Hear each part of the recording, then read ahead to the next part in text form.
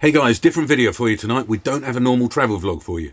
No, but we do have some exciting announcements. Absolutely we do. And Lindsay's got... merchandise! Yes, we've got new mugs which can be equally good for coffee or wine. My gorgeous hoodies, these are available on our website too, roamingradfords.com. But be quick to get them for Christmas. Yes, got to get your order in before the 30th. And if you didn't see the video on our other channel, Steve and Lynn's, that tells you about we're going on a road trip to America, renting an RV for Christmas. So if you haven't seen that video, I'll put a link to the end of this video. Yeah. In the meantime, enjoy this. This was recorded at the NEC, and it's us doing our talk on the stage about our trip to Albania and back.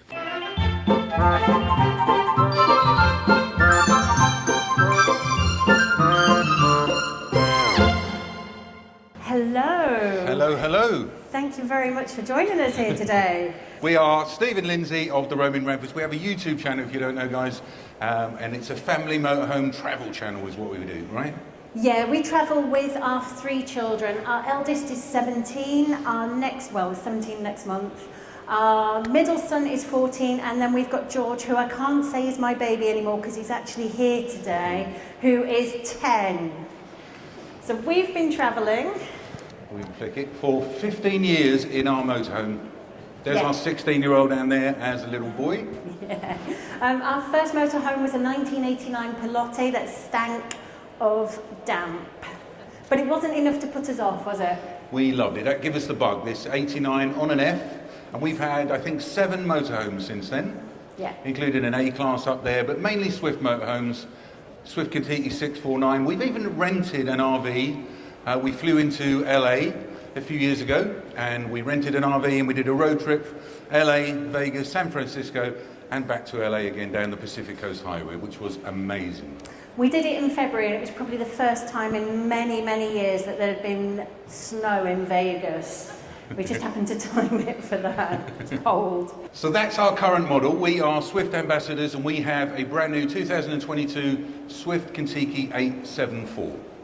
We got this in April time this year, and we've already put 7,000 plus miles on it. Absolutely. It's a 9-metre van. It's a beauty. Yeah, we absolutely adore it. Yes, we've had a big electrical upgrade. We put 950 watts of solar on the roof, and we have 960 amp hours of lithium batteries in there with a load of Victron gear, and it enables us to run our air conditioning whilst off-grid overnight. I like it because it's comfy. We're here today to let you know about our trip we did this summer. Every summer we take 6 weeks and we take the kids and we go off around Europe on a road trip. And this year we went to Albania and back. We went France, Switzerland, Italy, then we got a ferry across to Albania, and then Montenegro, Croatia, Slovenia, Austria, Germany, Belgium, and home. It was an amazing 6 weeks. We fit in city breaks. We parked on the beach. We parked up overnight in the Alps. We have been to some incredible places on this trip. We have, and we're going to run you through some of them today. Yeah. We started, the kids broke up from school, end of July, and we started at the Van Life Festival at Stratford-upon-Avon, where we held our Camp Creator 2022 summer meet. Now, if you've never been to a festival in your caravan or motorhome or camper van, do it. It is the best way to meet up with your friends. There's usually live music. Right.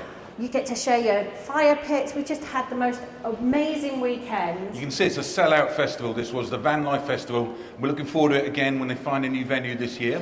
From there, we jumped on the Eurotunnel. We always take the Eurotunnel. We don't book much when we go away, but we book the Eurotunnel there and back. And if there's any other ferries, we'll book them as well. Now, I know you're not going to believe this, but it's not all glamorous locations when we park up. Our first night, the first week of our holiday, we call it the getting down there phase. We're trying to get as far south as quickly as possible. Our first park up, and we chose it because it was close to where we needed to be along the route for the next morning, was a supermarket car park. Dead glamorous. And then the next day we got up and we carried on driving. Now the Circuit de Reims, some of you may have experienced it. It's a very old racing circuit, and it's right at the side of the road. The pits are there, and you can pull over and park up and have a bit of lunch there. And we've done that a couple of times now, so that was one I wanted to do at the Circuit de Reims. And then we carried on driving till dusk. So we're still getting far south as quickly as possible. And we stopped off that night at an air that was quite close to the motorway that we were travelling down. Now, if there's anybody who doesn't know what an air is, I'll explain it anyway, I think. It is a safe park-up. Usually they're free or very cheap. Sometimes they have facilities, you can empty your loos, there's water. This one we chose because it was close to where we needed to be. It was on our route for the next morning, and it was a beautiful park-up. We were lucky, weren't we? It was a beautiful park-up, yes. Right by a river. Right by the river. It did us for the night, completely free, and then we carried on. Now, someone had told me about this river jumping in Switzerland that I'd heard about. Now, people tell us, oh, there's a lovely place you know, there's a nice house and there's nice gardens, and I'm like, my boys don't want a house and gardens. They want adventure, they want a theme park, they want a water park, they want river jumping. So the River R in Bern, we booked that campsite in advance because I wanted to do this one, and it was fabulous. There's our Eddie that you saw earlier when he was little. He's now 16, nearly 17, jumping in a very fast-moving river this was. Yeah, I love this stop. Lots of the local families, we were there over the weekend, and the local families, we'd find them walking up the towpath with their flip-flops, and there were women in their 80s, they'd take their flip-flops off, tuck them in the swimming costumes, jump in the river and float down back to the centre of town, and then you'd see them half an hour later having done the walk back up. Right, it's a means of transport, the river is for them in Bern. So much fun. And also in Bern, at the mountain, there was a play park with tobogganing and loads of activity. A really nice looking restaurant, a very expensive looking restaurant. So we didn't eat there, but I did look through the window. It looked very nice. What was that, Girton? At the Girton, yes. Girton at the top. Lots to do there. Now, many years ago, probably 10 years ago, Lindsay bought me a book of the best driving roads in Europe. I think it's more than 10 years ago, because I think I still had ideas that we'd do it in a little motor car, like a fancy little sports car, just the two of us. We'd go off and do these romantic drives. But no, but we did it in the motorhome. We did it 5 years ago, and I wanted to do it again. We were in Switzerland, and we did it again. 3 passes this time. We did the Grimsel, we did the Furka Pass. That's very famous for James Bond's Goldfinger. They did a race along the Furka Pass in that. Yes. And then we did the Gotthard Pass as well. 3 in one day. Some great drives. If you're a nervous passenger, take a book, because there are sheer drops. And it's quite scary. It's so if you get your book, you can get right in, it's fine. I love doing these mountain drives. They're a lot of fun. And we stopped and had lunch with a view. Look at that view down there. And I got the drone up. It was a bit windy, but you've got to get the drone up and get the shot. It was very windy, wasn't it? Now, Lindsay had read about San Marino very recently, probably only a year or so ago. Yes, I read about it in a magazine. And San Marino, if you don't know, is one of the oldest republics in the world. It's on top of a mountain, and it's completely surrounded by Italy. We found a park-up for free. There are different, I'm going to say it wrong again, car parks. Not parks. Built into the mountain, and there are several of them, and we parked on there completely free. We were lucky enough to park near the gondolas, near the gondolas that take you up to the top. Right. And we arrived in the middle of a medieval festival. It was so beautiful. They were marching through the streets with the drums and playing all the music. It was wonderful. What timing? And San Marino is so cheap. So cheap. It was good value. Yeah. Good value. Pizza and wine. It was a perfect ancient city park-up, wasn't it? Absolutely. And a nice free stop for us there. Now, again, we're in that driving stage. We like to front load the driving. We like to get down there. So this was our next day. We drove, was meant to be 3.5 hours. I'd found this fantastic stop with a pool. It was meant to be 3.5 hours. It took more 4.5, 5 hours, didn't it? Yeah, this was described as an air on the map that we were looking at. And we were just looking for somewhere to stay. So the fact that it had a pool was brilliant. What I will say is, unless you're in Germany, if it says 3.5 hours, assume it's at least 4.5, maybe 5, especially in Italy. When we left San Marino, I was like, I'll drive, it's all right. It's going to be motorways most of the way. It wasn't motorways until about 5 minutes after I said, right, I've had enough of this, let's swap. So I drove quite a few of the mountain road that way. I do enjoy the driving. You do? Lovely scenery. And this was a great find. They got some slides, the kids really enjoyed this one, but it was just a stop off to get down to the bottom of Italy. It was. On our way, now we've done Italy many times, guys, and we have done Rome, the Vatican, we've done Pisa, the Herculaneum, right? Yeah. Never done Pompeii, had we? And George had been learning about Romans the year before and was very excited to tell us everything he'd learned while he'd been doing that at school. Yes. So we went to Pompeii. We spent 2.5 hours there and were absolutely burnt to a crisp. There was no shade. Don't do it in August, guys. It was 40 degrees. It was we really recommend doing April, May. Right. And going with a tour guide. Let them tell you the stories, because we were walking aimlessly and it was so hot, far too much. But we did pick a great campsite. Now, outside of the archaeological site, there are 4 or 5 campsites. Right across the road. And they're all quite similar. We just chose the one that was absolutely the closest to the front gates, and they had plenty of space at that time, so we were lucky. There was nothing particularly there. It was just not a fancy campsite, absolutely. A basic campsite, but it was all we needed for the night. It was like 3 minutes walk to get there. It's like perfect. Yeah. Location on that one, wasn't it? Right, we're heading down to Brindisi now. Now, we'd been previously from Brindisi to Igoumenitsa in Greece, but this time we were going to miss Greece and just head straight over to Albania. And we found a ferry, and ferry prices have gone up since we did it last. They've rocketed up. And one of the best price ferries was the one from Brindisi to Vlore in Albania. Yeah. It's an overnight ferry. Yes. What I'll say about the ferries is you get what you pay for. And we got the cheapest ferry we could. My favourite feature, because we were upgraded into a suite, just the two of us. The boys had a room with bunk beds. And we were upgraded to a suite, and on our coffee table was a lamp, or it had been a lamp in a previous life, maybe. Someone had had the lampshade. There was no light bulb, and even the electric cord had been cut. So it was just stuck to a table, this naked lampstand. That was it. But it did the job. The ferry was fine. It was good value to get over to Albania, wasn't it? We just needed somewhere to sleep and travel. For the night, right. Yeah. And this is when, for me, the holiday really started. This is when we found some gems. Right here, sunset camping, right on the beach in Albania, €20 a night, right there. Has anyone else ever been to Albania? Not many. Nobody. Oh, George has. George has been.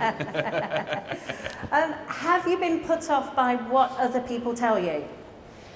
Because I've been quite nervous because everyone had said, why are you going to Albania? Don't go to Albania. And it's awful, it's full of... Right, and we asked them, have you been to Albania? And they say, well, no. Well, how could you recommend we not go to Albania if you haven't experienced it yourself? Absolutely. And it was gorgeous. It was a stunning country. The people there were so warm and welcoming. Very good, weren't they? It was, the best thing, it was great value for money as well. Absolutely. I like bang for buck. That's me. That pitch with electricity and water. €23. €3 electric, €20 a pitch. Right on the beach. Absolutely beautiful. We wouldn't be able to pay that anywhere else in Europe in the height of And August. there's a lovely restaurant at this one as well, Sunset Camping. Definitely recommend that one. And while we were there, the next stop was going to be Lake Shkoder Resort, wasn't it? We'd been there 5 years ago in Albania, and we figured, let's go there again. But somebody told you to go to this one, didn't they? At the one of my stop? favourite things about travelling in the motorhome is that you get to meet people. You end up in a field talking to people that you've got something in common with. You've got a motorhome, you've got a caravan. You all like being in fields around around campfires. I got talking to a lady there, and she said, don't go to the resort, go to Camping Legenda. Legenda, that was the one. And we loved it. It was a family-owned campsite and a family-owned business, and they'd had the land confiscated during the communist era. I had an amazing half-an-hour chat with Linda, the owner, about the impact of the communists in their country, and then how they've been able to rebuild their business and their land after 91, when the land had been returned to them. It was just fascinating, and I can't believe that people of my age had lived through that. Right. Isn't it? She had some stories to tell. Great restaurant on site. In fact, they started the business as a restaurant and then built the campsite around it. Great pool. There's George jumping in there. But lovely couple. And it was almost fairy tale, the restaurant, wasn't it? It was, wasn't it? It was beautiful. Alice in Wonderland. They've even built a little hotel there, and it was lovely, in amongst the vines. So now our motorhome gives us the freedom to explore these places and go to places like Kotor in Montenegro and Dubrovnik. Does anyone recognise the Steps of Shame? Shame. We had to have that explained to us because we've not had the time to watch Game of Thrones. We don't watch Game of Thrones, but we don't watch telly anymore, though. But it's hard to get your motorhome into these places. Yeah, the ancient cities weren't built with motorhome parking in mind. I've no idea why. So we tend to find either a local campsite or an air. And we like airs around the cities because they tend to be cheaper. And you're busy during the day, you just want somewhere to go back and sleep. So looking for an air is going to give you a cheaper option to go and visit the ancient cities. So yes, Kotor is it is good. It's a lovely walled city, and Dubrovnik. I'm sure you've all heard of Dubrovnik. In fact, we've driven past Dubrovnik 3 or 4 times and never because you just can't get the motorhome in there. But this time we did stay at a site and we got a taxi in, and it was great, wasn't it, to experience that. So now Trogir. Yeah, a UNESCO site of Trogir. We're getting into Croatia now. Now, anyone that knows us knows that Croatia has been our favourite place to holiday for pretty much the last 8-10 years, isn't it? It has been. We love it. We absolutely adore it. What we noticed is the further north we went, the more expensive it was getting again. We'd tried to go to 3 campsites before we found this one by accident. We was on the island across the way there. Yeah, and we got turned away. Not too big, just full. Yeah, and it's busier and more expensive as well, the further north we're headed. Absolutely, but we turned up at this one and Camp Segit, was it? Yes. And they had one stop pitch right on the front that we grabbed. They only had it available for one night, but what a pitch right on the beachfront there, wasn't it? And as we were driving past, it didn't look very promising, did it? It didn't. It was quite concrete, and it didn't look like from the road that there was much comfort there. But as we turned in and headed down, it just became this beautiful oasis. It was perfect. Absolutely. Lovely stop, that one. And the UNESCO is just kind of 15 minutes up the way of Trogir, isn't it? Now, 4 times at Croatia. The first time we were driving along the road right at the top there, and the kids were getting hungry. And so I pulled off the road, and we found this little place here, and what a gem. So we had a bit of lunch, and we jumped in the sea. This was the first time we went to Croatia. Yeah, the second time we went, because we remembered it was such a beautiful, idyllic spot, we pulled off, and Steve does what he does, and he got talking to a gentleman there who was an old mayor of the area, wasn't he? And he started to explain the story a little bit about this area. This used to be a ferry port, because if you don't know much about the Dalmatian coast, it's lots of islands. And island hopping is one of our favourite things, and it used to be that you could only get across with ferries. Absolutely, it's very, very deep there. So the ferry used to go there, but there's a bridge going across to the island of Parg. Now, this stop here for lunch and all the stops we did on this trip are on our website, roamingradfords.com. There's an interactive map, and you can see all these stops there if you wanted to go to any of these and check them out. Lindsay's been busy putting an interactive map together. Yeah. But we stop there every time now. We can't go past without stopping, having a bite to eat and jumping in the sea for a swim. And here we are, island hopping. So we've got a 9-metre motorhome, so it's quite big. Don't be afraid to take your motorhome island hopping. The ferries are completely equipped for it. This was quite a long queue, and in fact the longest we'd ever been in. But more and more there are built-in bridges as well, so you've got options. You can go over the ferry or you could go over the bridge. Fortunately we had a toilet. This guy got caught short in his car and we didn't notice that on the small screen, did we? No, I didn't notice it until I looked round on Tuesday. Like, oh.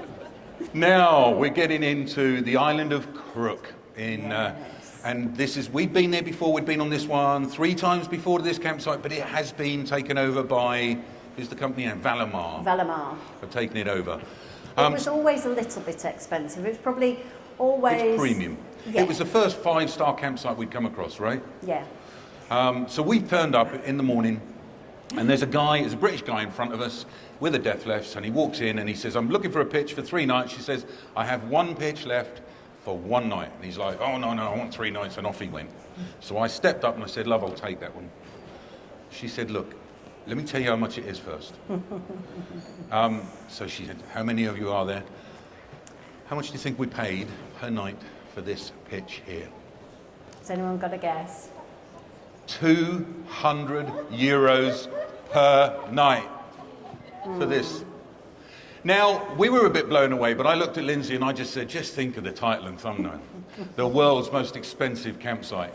It's a business expense then, isn't it, really? So we went and took a look at the pitch and we said, you know what, it's for one night, bugger it, let's just do it. Let's do it. And it was amazing, wasn't it? Yeah, they didn't bring us food and they didn't clean up after the children either. It wasn't all inclusive for that price. No. We did get 2 sun lounges and a barbecue. Yeah. And the most incredible view on the most beautiful campsite. On the most expensive campsite. Beautiful, which even had dishwashers in the bathrooms. Right, what campsite's got dishwashers, isn't it? Exactly. So we blew that budget on this one, and then we stayed actually at this campsite for 3 nights, and we moved on to a cheaper pitch then for another 2 nights, and that was only €155 per night. Only one step down. There were a few more pitches, and we do know another couple who were there a couple of weeks, last week or so. And they paid €22 for the couple and the dog. So we were just in the height of season in the most premium campsite, on their most premium pitch, by the way. With 2 man-sized children. Right, there well. it is. So it was great, but bloody expensive. And we wouldn't do that very often. We wouldn't spend two weeks doing €200 a night. No. The fact that we can balance that against airs or cheaper campsites means that every so often we can be a bit... Yeah, just blow the budget Bit every fancy. now and again. It Yeah. hurt, but that was all right. So we're away for 6 weeks. We own a business. I've stepped down from the business. I just make these videos for the internet now. But Lindsay still has I to... still do all the boring bits. She does all the boring bits I don't want to do. She does the VAT return, the accounts, and pay suppliers and stuff like that. So every now and again, we need to stop and do some work on the road, right? Yeah. That's me for 2 or 3 hours a week. That's it. Not for too long at all. Steve, on the other hand, But we're also making videos. During this 6 weeks we were away, we was recording every single day. I made 24 videos. I made 4 videos per week. And I also edited and uploaded 2 videos per week, drove 4,000 miles and managed to have a holiday with the family during this time. you do sound like you're fishing for a bit of sympathy. I am. No. Steve is not a good person on holiday. He is not good if he's not moving. Sitting and relaxing is not Steve's thing. So this is a very good thing for you. I thrive on this. I thrive on it. And we've still got 1 video left to come out on Sunday from that summer series. Yes. Isn't it? So yeah, we made 24 videos you can see on our channel, Roaming Radfords on YouTube. So we love big campsites. We love the big campsites. Well, there's loads of stuff for the kids to do. There's animation teams that the kids can do, and there's often Great big water parks. water parks, football, and stuff like that. We do like the big campsites, but we prefer the small campsites, right? And I think that's the whole family. It's the boys as well. This one we found by accident. We were supposed to be going into Zagreb. We couldn't find anywhere to park the motorhome in this ancient city again. And in a huff, I got the app out and wrote, right, we're going to that one. And when we got there, it only had 5 pitches, but it had this most glorious pool. Right. So that was about That was 5 years ago. 5 years ago. On our first time there. And that was our favourite stay on that 5 years ago trip. So I said, well, you've got to go back there and show our subscribers this amazing place. Now, he's made it a little bit bigger. I think you can fit 12 vans there now. Yes. But I couldn't get any closer to the swimming pool. What do you think? And still, sharing that pool with 12 vans is But there was hardly anyone there on this occasion, look. absolutely... Can anyone see George hiding in the water there, look? He's always in the water. And we've made friends with the owners as well, so that's always a nice way to spend your holidays, isn't Absolutely. it? Making friends. I took care of reversing out of there, guys. Don't worry. Right, Slovenia. Has anyone been to Slovenia? Okay. Beautiful, isn't it? And the first place that people recommend is that you go to Lake Bled if you go to Slovenia. And you absolutely need to go to Lake Bled, but don't just stop there. Head further east. East. Yes. Camping Menina. We found it 5 years ago and we went back again this time because it's got so much to do for the kids. It's got an adrenaline park. Oh. It's got a river. It's got lots going on. What's up? The adrenaline park, I've still got the bruises, I think. If you have a child who wants to go on the adrenaline park, if they are under 15, they need an adult. I had to be the adult because... I was a Steve- cameraman. Someone's got to hold the camera and film all this, right? Dear me, it was a lot of fun, and I had a great sense of satisfaction after, but I think I spent most of the time hanging upside down with my bum in the air, suspended from ropes. Has anyone seen that video? Yeah? It's a great video, that one. Oh dear. Lindsay's favourite stop, not because of the adrenaline park. We met the owner and he invited us for wine tasting. Yes. And It wasn't just because we had a camera as well. This was his passion project, isn't it? Right. He was 22 when he bought this campsite. He's now in his 40s, and he meets and greets with as many people staying on his campsite as possible, and he just makes it such a friendly, wonderful experience. And he did invite us for wine tasting, so that helped. And this is the kind of guy he is. We lost the GoPro. I'm not going to dwell on that too much, Lynn. You added it to the stick. And I said, well, look, we lost the GoPro in the lake there, and he got stripped off to his boxers there and then and dived in with a mask on. I looked for it. He's wearing his boxers and a scuba mask. That's the kind of guy he is. He's awesome, isn't he? So that's Slovenia. Now we are slowly making our way back home now. That gutting feeling when you're on your last week. But we head to Austria. Now the Großglockner is my favourite road to drive of all of them out there. This was a photo I took from the drone 5 years ago when it was beautiful skies, nice and clear. Unfortunately, it wasn't as clear this time. The weather wasn't too good, was it? No, I'm not sure if I was more scared because I couldn't see 20 feet in front of me, or because normally you can see down the side of the mountain. It was pretty hairy, I thought, as a passenger, without being in control. And you used to be able to stay at the top. Unfortunately, they banned the camping at the top. Now, we stayed 5 minutes further down by the church here, and it was fab night, but it was a bit of a scary drive down the mountain. Very foggy. Yes. Foggy or cloudy because we were so high up. Right, could have been both. Yeah. Andrew Ditton is doing a talk each day about the Großglockner. So the drive of a lifetime. Absolutely. Certainly recommend you catch that. We're nearly back now, and we're trying to fit in a last few stops for the kids.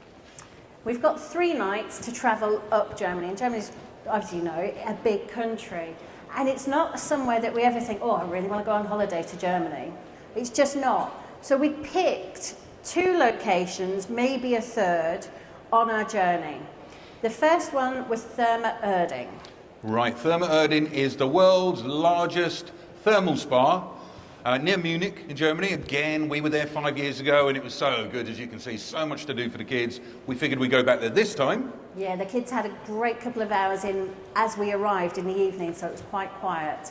And then we all went in the next morning, and it was quiet for the first hour, but then it was very busy. So pick your times to go if you do that. It's an incredible place, really beautiful. Then I found this from a YouTuber, Tom Scott, did a video on this. And this is Monte Caolino. Yes, it's a man-made mountain, and it's made out of 35 million tons of waste quartz salt. And they do quartz sand. They do sand boarding and sand skiing, and they've built a campsite underneath it and a really lovely pool complex. Really great stay. We were only going to stay for 1 night, and it had high vibes. Right.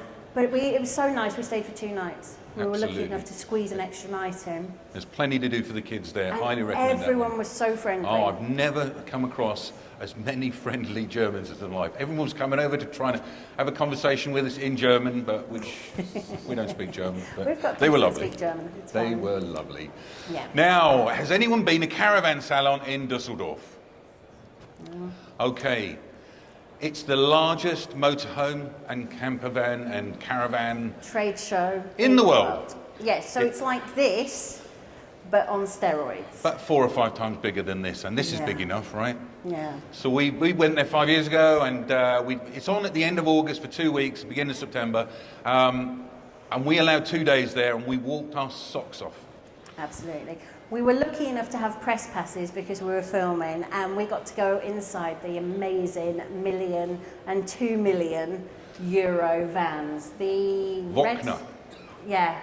It's purple and orange on the inside. Not a choice of colours I'd choose if I was in the millionaire bracket. It's always good to see how the other half live. This is Max Wokner, the son of... these are Wokners, and this is a £2 million our motorhome that has a Ferrari that slides in it. So amazing. Absolutely gorgeous. Amazing. So definitely check out Caravan Salon at some stage. It's an amazing show. So there's our route, guys. And I say this is available on our website, roamingradfords.com. All the stops, lunch stops and stuff like that. And there we go. Thank you so much for listening. Thank you. Big round of applause. Stephen Lindsay, you are. Thank you. Roaming Radfords. Bye.